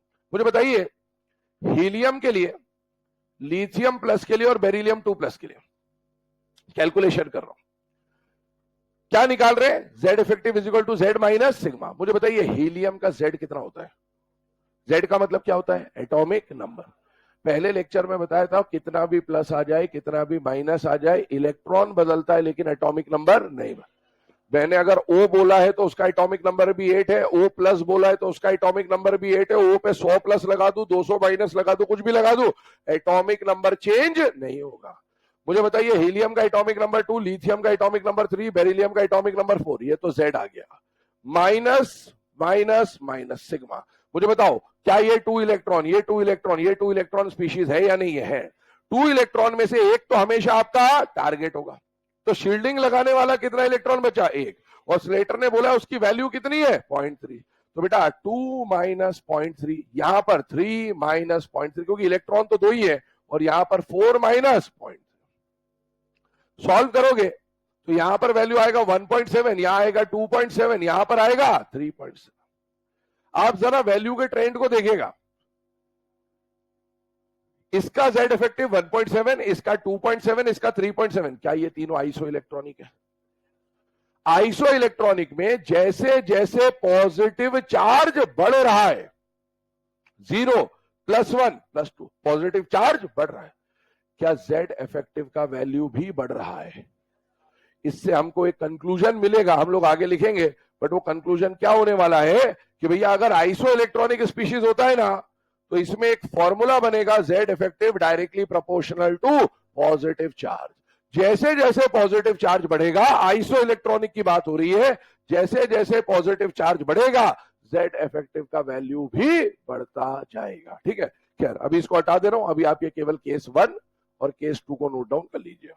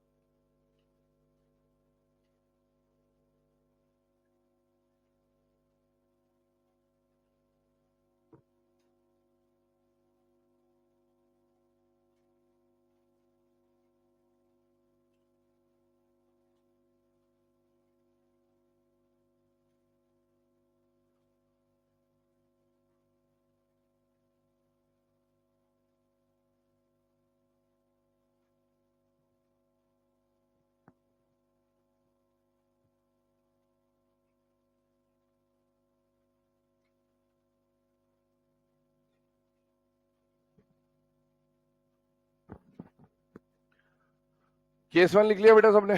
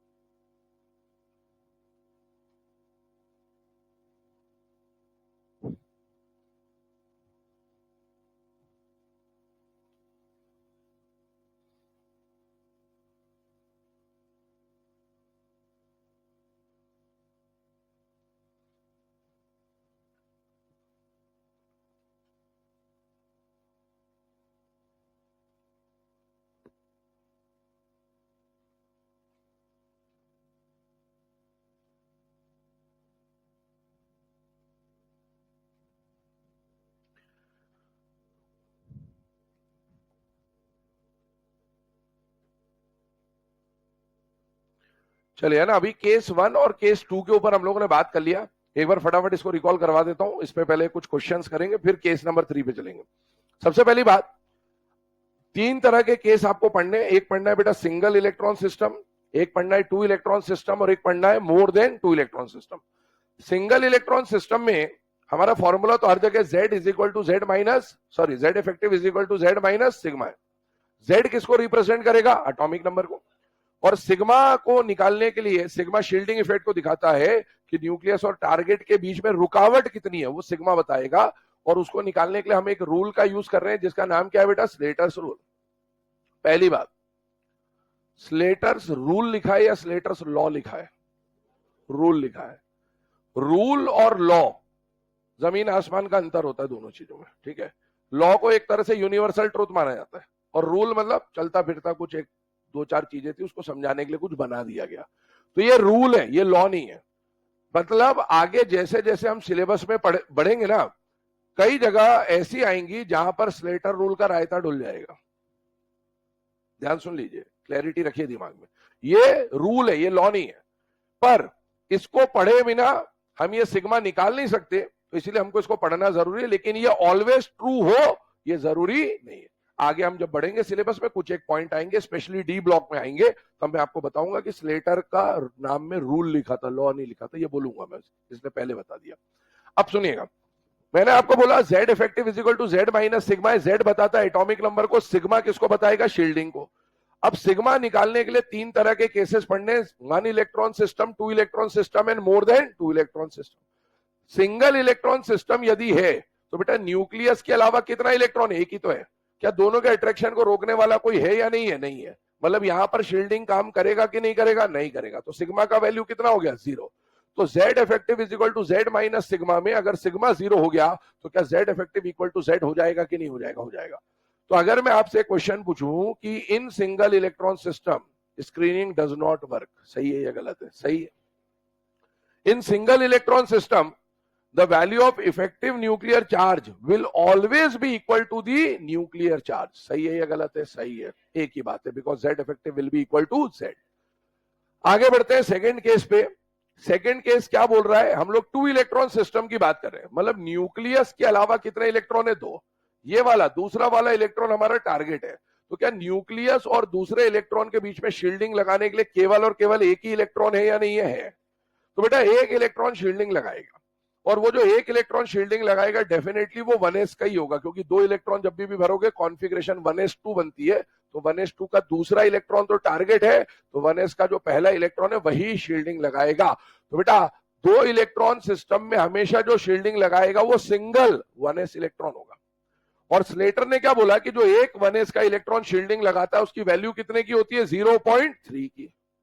अगर 0.3 की वैल्यू है तो हमें पक्का पता चल गया कि 2 इलेक्ट्रॉन में सिग्मा हमेशा 0.30 ही होगा, इसके अलावा कुछ भी नहीं होगा। और अगर 0.30 है, इसका मतलब क्या निकला कि बेटा Z effective is equal to Z minus sigma में सिग्मा हम क्या रख देंगे? 0.3। तो हमारा एक फॉर्मूला ही बन गया कि Z effective is equal to Z minus 0.3, fix है। तो यहां का फॉर्मूला क्या आ गया? Z effective equal to Z, और यहां का फॉर्मूला क्या आ गया? Z effective is equal to Z minus 0.3। ये 2 फॉर्मूले फिक्स है। अच्छा, एक और बात मैंने आपको बोली कि भैया ये भी आइसो इलेक्ट्रॉनिक है, ये भी आइसो इलेक्ट्रॉनिक है। क्या आइसो इलेक्ट्रॉनिक में जैसे जैसे पॉजिटिव चार्ज बढ़ता है Z इफेक्टिव भी बढ़ता है कि नहीं बढ़ता है? बढ़ता है। आप इसके लिए भी चेक कर लो, उसके लिए तो बताया। मुझे बताओ इनका फॉर्मूला क्या बोल रहा है? Z effective equal to Z, किसके लिए? सिंगल इलेक्ट्रॉन स्पीशीज के लिए। ये भी सिंगल इलेक्ट्रॉन है, ये भी सिंगल इलेक्ट्रॉन है, ये भी सिंगल इलेक्ट्रॉन है। इसका Z कितना होता है? 1। इसका Z कितना होता है? 2। इसका Z कितना होता है? 3। Z कभी नहीं बदलता, भले कितना भी चार्ज आए या जाए, ठीक है ना। इसका मतलब इसका Z इफेक्टिव हो गया 1, इसका Z इफेक्टिव हो गया 2, इसका Z इफेक्टिव हो गया 3। क्या जैसे जैसे पॉजिटिव चार्ज बढ़ रहा है Z इफेक्टिव भी बढ़ रहा है? यस। किसमें बढ़ रहा है? हर किसी में, या आइसो इलेक्ट्रॉनिक में? आइसो। तो आइसो इलेक्ट्रॉनिक में जैसे जैसे पॉजिटिव चार्ज बढ़ेगा वैसे वैसे Z इफेक्टिव भी बढ़ेगा। यहां तक की बात हमने करी। कुछ क्वेश्चन इस पे लिखते, फिर आगे बढ़ते केस 3 पे। क्वेश्चन लिखिएगा, डिटरमाइन ट्रू और फॉल्स। डिटरमाइन ट्रू और false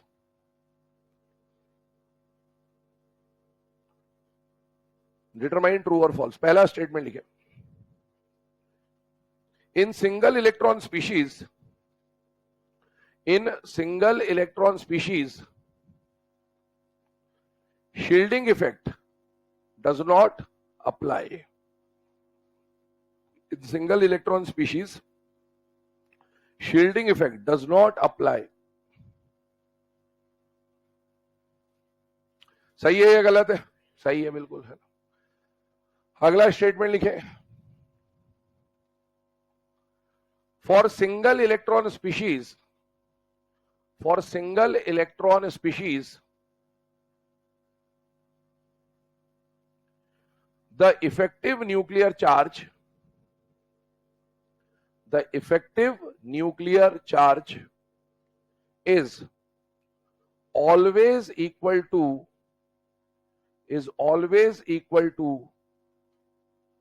its atomic number. True है या फॉल्स है?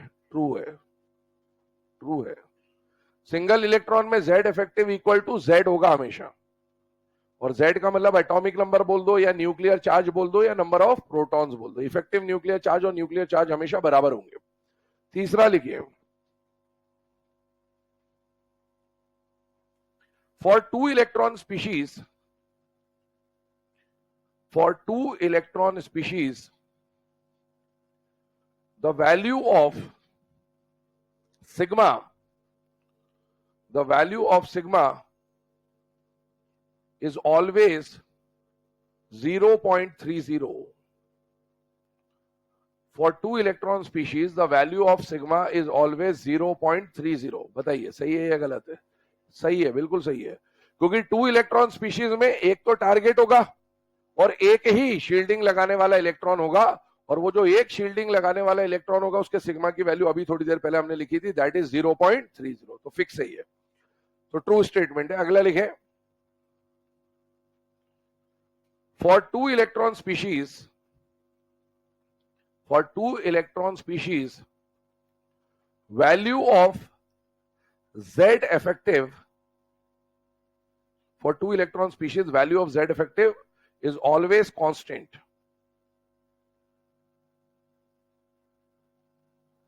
ट्रू है या फॉल्स है? फॉल्स है भैया। टू इलेक्ट्रॉन स्पीशीज तो बहुत सारे हो सकते हैं, और उन सबके लिए सिग्मा का वैल्यू भले फिक्स है, लेकिन Z इफेक्टिव का वैल्यू फिक्स नहीं होगा। अभी हमने आइसो इलेक्ट्रॉनिक की बात करी भी थी, एक का 1.7 आया था, एक का 2.7 आया था, एक का 3. तो सभी आइसो इलेक्ट्रॉनिक का सिग्मा भले सेम हो, लेकिन Z इफेक्टिव सेम नहीं होता, वो तो Z पे डिपेंड करेगा। चलिए अब आगे बढ़ते हैं इसके बाद अगले पॉइंट पर। बेटा केस नंबर 2 हमने देखा, अब हम लोग बात कर रहे हैं केस नंबर 3 पे। क्या करें, क्या करूं मैं, क्या करूं, बंद कर दूं पढ़ाना?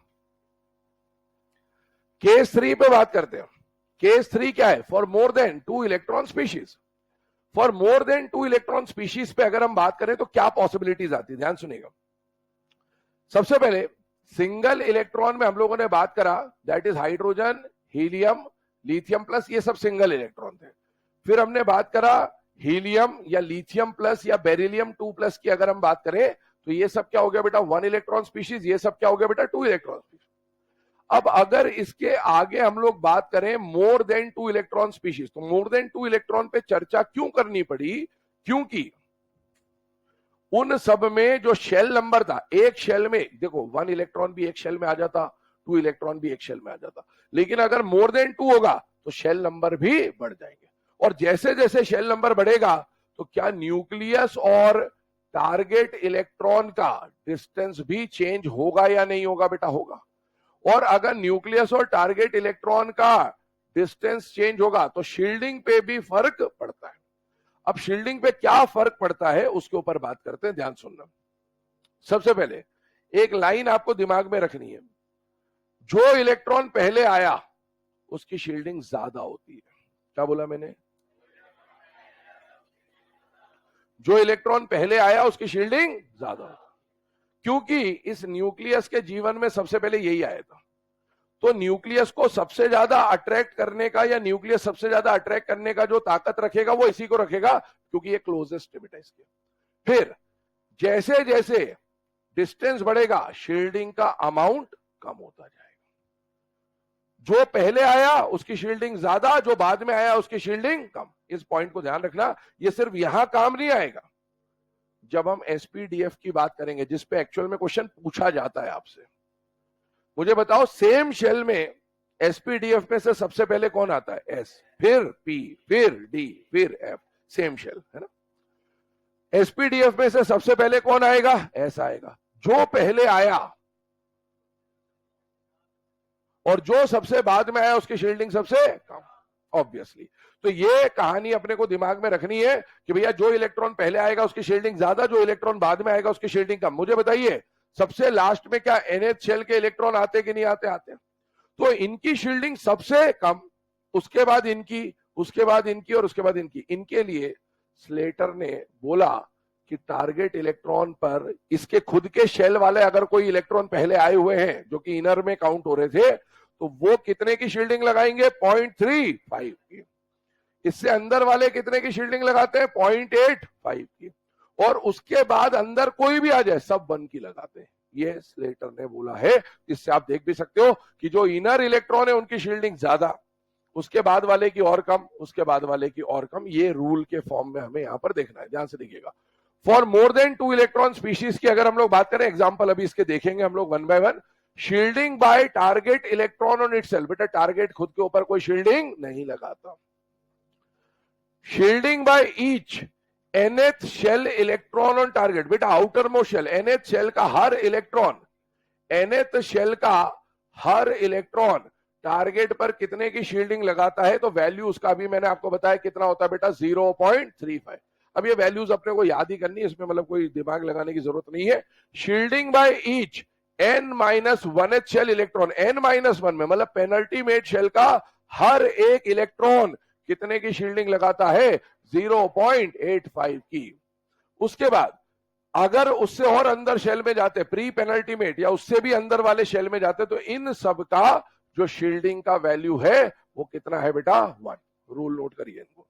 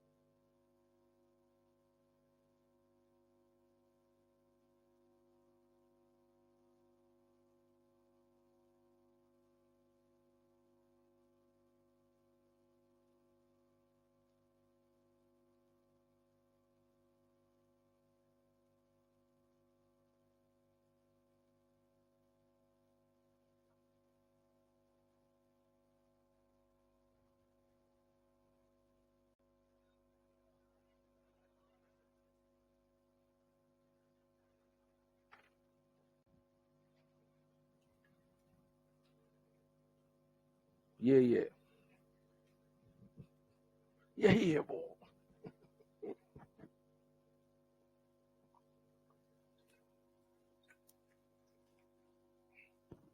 NH शेल का इलेक्ट्रॉन 0.35, n-1 का इलेक्ट्रॉन 0.85 और n-2, n-3 सारे इलेक्ट्रॉन कितने का दिखाएगा? 1 का। ठीक है ना। तो ये ओवरऑल अपने पास सेट ऑफ रूल्स आ गया कि भैया मोर देन 2 इलेक्ट्रॉन अगर आता है तो उसमें से कौन कितने इलेक्ट्रॉन की क्या लगाए, मतलब कौन सा इलेक्ट्रॉन कितने पावर की क्या लगाएगा बेटा शील्डिंग, या उसके सिग्मा की वैल्यू क्या क्या होगी। अब देखो ये सारी बातें समझने के बाद आगे बढ़ते हैं, इसको अप्लाई कैसे करना है। 1 इलेक्ट्रॉन या 2 इलेक्ट्रॉन तो हम लोगों ने देख लिया। अब इसके ऊपर बात करते हैं मोर देन 2 इलेक्ट्रॉन के जो सेट ऑफ रूल्स है इसको अप्लाई कैसे करना है। अभी है समय अपने पास, ठीक है। चलिए अब आइए इसके ऊपर एप्लीकेशन इसका देखते हैं। तो सबसे पहले मैंने आपको बोला 6 तरह के क्वेश्चन बनते बेटा, एक left to right in a period, top to bottom in a group, isoelectronic, different species, 2 adjacent period group और रैंडम। तो अब उनमें हम 1 बाय 1 बात करेंगे। सबसे पहले हम जिसको टारगेट कर रहे हैं वो कौन है बेटा? Left to right in a period. जब भी हम left to right in a period की बात करेंगे, ध्यान सुनना, तो left to right in a period में हमारा फोकस क्या होना चाहिए। ये जो बात बता रहा हूं उसको बहुत ध्यान से सुनना, इधर ध्यान दीजिएगा 2 मिनट के लिए। आपको जब भी left to right in a period का केस आएगा, चाहे वो जेड इफेक्टिव हो, चाहे वो रेडियस हो, आईई हो, ईए हो या ईएन हो, हमारे पास टोटल पीरियोडिक टेबल में कितने पीरियड्स हैं? 7। ठीक है, पर हमें एग्जाम में जब क्वेश्चन पूछता है ना, तो मेनली क्वेश्चन सेकेंड पीरियड का या थर्ड पीरियड का पूछेगा। आप रेडियस का क्वेश्चन देख लो, अभी रीनीट में भी आया हुआ था। आप रेडियस का क्वेश्चन देखो, आईई का क्वेश्चन देखो, ईए का क्वेश्चन देखो, ईएन का क्वेश्चन देखो। अगर पीरियड वाला क्वेश्चन है तो मैक्सिमम टाइम वो क्वेश्चन या तो सेकेंड पीरियड का होगा या थर्ड पीरियड। अब सेकेंड और थर्ड पीरियड का क्वेश्चन पूछने के पीछे लॉजिक क्या है वो समझना है अपने को। ऐसा नहीं कि वो तो पूछता ही है, पता ही है आपको कि सेकेंड का पूछता है। एक्चुअल में क्या पहले पीरियड में केवल स होता है? यस। क्या सेकेंड पीरियड में केवल सप? क्या थर्ड में भी केवल सप होता है? एक्चुअल में वो सेकेंड और थर्ड पीरियड क्यों पूछता है? क्योंकि वो आपसे ये जानकारी चाहता है कि आपको एस और पी ब्लॉक के ट्रेंड्स आते हैं या नहीं आते, बस इसलिए पूछता है। और वो क्वेश्चन एस और पी का जो ट्रेंड है वो सेकंड में भी बन सकता है और थर्ड में, इसलिए क्वेश्चन या तो सेकंड का पूछता है या थर्ड। क्योंकि एस ब्लॉक और पी ब्लॉक कम से कम ग्रुप नंबर 1, 2, 13, 14, 15 अपन बहुत जूनियर क्लासेस से पढ़ते हुए आते हैं। अगर इससे वो एक लेवल ऊपर गया तो वो जाता है कौन से पीरियड पे? फोर्थ। और फोर्थ पीरियड पे क्यों जाता है? क्योंकि वो सड़प। एक्चुअल में फोर्थ पीरियड जाने के पीछे रीजन एस और पी नहीं होता, उसको डी की जानकारी अगर आपसे चाहिए तो ही वो कौन से पीरियड तक जाता है बेटा? फोर्थ पीरियड तक। वरना उसको अगर एस और पी पूछना है ना तो सेकंड और थर्ड में ही काम खत्म कर देता है।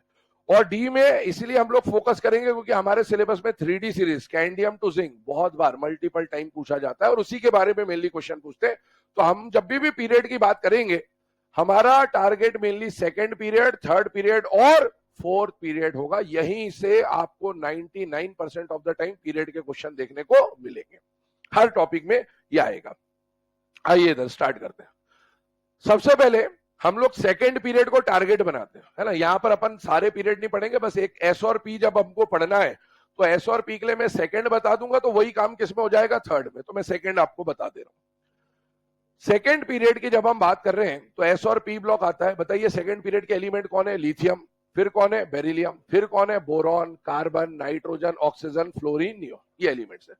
इनमें से लिथियम और बेरिलियम के लिए हम लोग कैलकुलेशन कर लेंगे मैथमेटिकली, और बाकी को हम जनरलाइज कर देंगे मैथ्स की मदद से, है ना। आइए स्टार्ट करते हैं। सबसे पहले लिथियम के लिए जेड इफेक्टिव निकालना है। क्या जेड इफेक्टिव का फॉर्मूला जेड माइनस सिग्मा होता है कि नहीं होता है? होता है। क्या लिथियम का जेड या एटॉमिक नंबर 3 होता है कि नहीं होता है? बेटा होता है। तो जेड तो मेरे को पता चल गया, अब मुझे क्या निकालना है? सिग्मा। और सिग्मा निकालने के लिए मुझे स्लेटर रूल की मदद लेनी पड़ेगी। और स्लेटर रूल में एक केस है या 3 केस है? 3 केस है। पहला केस सिंगल इलेक्ट्रॉन, दूसरा केस 2 इलेक्ट्रॉन, तीसरा केस मोर देन। आप मुझे बताइए यहां पर अभी जो लिथियम आपको दे रखा है इसमें कितने इलेक्ट्रॉन है? फिलहाल में 3 है, न्यूट्रल है क्योंकि। और अगर 3 इलेक्ट्रॉन है तो बताओ सिंगल इलेक्ट्रॉन वाला केस लगाऊंगा, 2 इलेक्ट्रॉन वाला केस लगाऊंगा, या मोर देन 2 इलेक्ट्रॉन वाला? More than. बात समझ में आ रही है ना। तो इसमें मोर देन 2 इलेक्ट्रॉन वाले रूल लगाने हैं। क्या मोर देन 2 इलेक्ट्रॉन के लिए मुझे शेल नंबर के बारे में जानकारी होनी चाहिए कि नहीं होनी चाहिए? होनी चाहिए। तो मुझे इसका क्या लिखना पड़ेगा? कॉन्फ़िगरेशन। लिथियम के 3 इलेक्ट्रॉन का अगर मैं कॉन्फ़िगरेशन लिखूं तो कॉन्फ़िगरेशन बन जाएगा 1s2 2s1। अब अगर 1s2 2s1 इसका कॉन्फ़िगरेशन बन गया, सुनिएगा भी, है ना, समझिएगा। तो मुझे बताइए ये वाला शेल, क्या ये आउटर मोस्ट शेल n होगा कि नहीं होगा? होगा। और ये वाला शेल क्या n-1 होगा कि नहीं होगा? होगा। टारगेट इलेक्ट्रॉन 3 में से एक टारगेट होगा। टारगेट किसको मानना है? अंदर वाले को या आउटर मोस्ट के सबसे आगे? आउटर मोस्ट के सबसे आखिरी इलेक्ट्रॉन। मुझे बताओ आउटर मोस्ट शेल में इलेक्ट्रॉन है कितने? एक ही तो है। तो वही हमारा क्या बन गया? टारगेट। क्या टारगेट खुद के ऊपर, सिग्मा निकाल रहा हूं, ध्यान सुनना, क्या टारगेट इलेक्ट्रॉन खुद के ऊपर कोई सिग्मा लगाएगा? नहीं, ये 1 into 0 टारगेट के लिए लिखा है। फिर बताइए क्या इसके अंदर वाले शेल में 2 इलेक्ट्रॉन है या नहीं है? है। और बेटा वो जो 2 इलेक्ट्रॉन है, n-1 में आने वाला हर इलेक्ट्रॉन 0.85 की शील्डिंग लगाएगा। तो 2 इलेक्ट्रॉन है तो 2 into 0.85 की शील्डिंग लगेगी, इसका वैल्यू आ जाएगा 1.7। अब मुझे फॉर्मूला पता है, सिग्मा तो मुझे पता चल गया, जेड इफेक्टिव का फॉर्मूला होता है Z minus sigma, that is 3 minus 1.7, answer कितना आ जाएगा 1.3। इधर देखिएगा, यहां पर लिथियम का जो जेड है वो है 3, इसका जो सिग्मा आया वो आया 1.7, और दोनों को जेड माइनस सिग्मा करा तो जेड इफेक्टिव आ गया 1.3।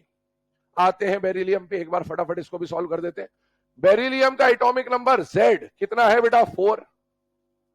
अब बेरिलियम में इलेक्ट्रॉन अगर मैं अभी चेक करता हूं तो कितने इलेक्ट्रॉन है 4, तो ये भी मोर देन 2 इलेक्ट्रॉन वाले कैटेगरी में जाएगा। और इसके लिए मैं इसका क्या लिखूंगा बेटा कॉन्फ़िगरेशन, कॉन्फ़िगरेशन आ गया 1s2 2s2, ये वाला शेल हो गया आउटर मोस्ट और ये वाला शेल हो गया n-1। 4 में से एक इलेक्ट्रॉन क्या होगा टारगेट, टारगेट किसको मानना है बाहर वाले शेल के आखिरी इलेक्ट्रॉन को। बाहर वाले शेल में कितने इलेक्ट्रॉन है 2, 2 में से एक तो क्या हो गया टारगेट। क्या टारगेट इलेक्ट्रॉन कभी खुद पे कोई शील्डिंग लगाएगा क्या, नहीं, तो उसका तो हमने लिख दिया।